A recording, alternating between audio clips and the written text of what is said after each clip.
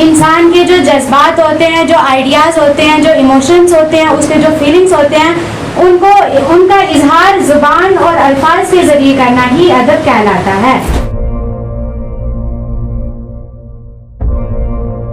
Good morning dear viewers, I am Harna Shkil from class 8 and my school name is Allama Iqbal Memorial Public School Kara Charwa।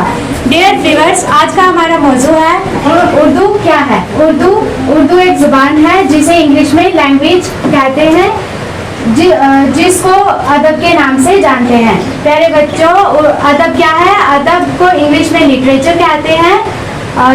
زبان کیا ہے؟ طریقہ کار یعنی اظہار خیال کے ذریعے کو زبان کہتے ہیں۔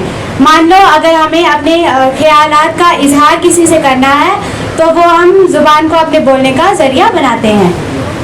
اب ادب کیا ہے؟ ادب کو اردو میں حسن سلوک کہتے ہیں۔ حسن سلوک یعنی جس میں انسانی زندگی کا مطالعہ کیا جائے اسے ہم حسن سلوک کہتے ہیں۔ مطلب کہ جس میں انسان کی زندگی کے بارے میں کہا گیا ہو، لکھا گیا ہو، اسے ہم حسن سلوک کہتے ہیں۔ پیارے بچوں، طریقہ کار یعنی اظہار خیال کے ذریعے کو زبان کہتے ہیں۔ اس کے بعد انسانی جذبات، خیالات، احساسات کا اظہار زبان اور الفاظ کے ذریعے کرنا ادب کہلاتا ہے۔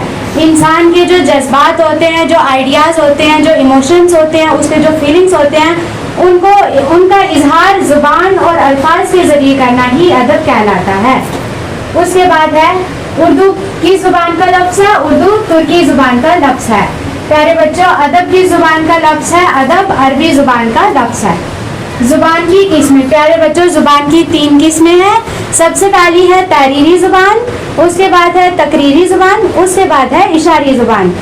تحریری زبان یعنی لکھ کر اپنے خیالات کا اظہار کرنا تحریری زبان کہلاتا ہے۔ جس میں ہم اپنے خیالات کا اظہار لکھ کر کریں اسے ہم تحریری زبان کہتے ہیں۔ اس کے بعد ہے تقریری زبان۔ تقریری زبان یعنی بول کر اپنے خیالات کا اظہار کرنا اسے ہم تقریری زبان کہتے ہیں۔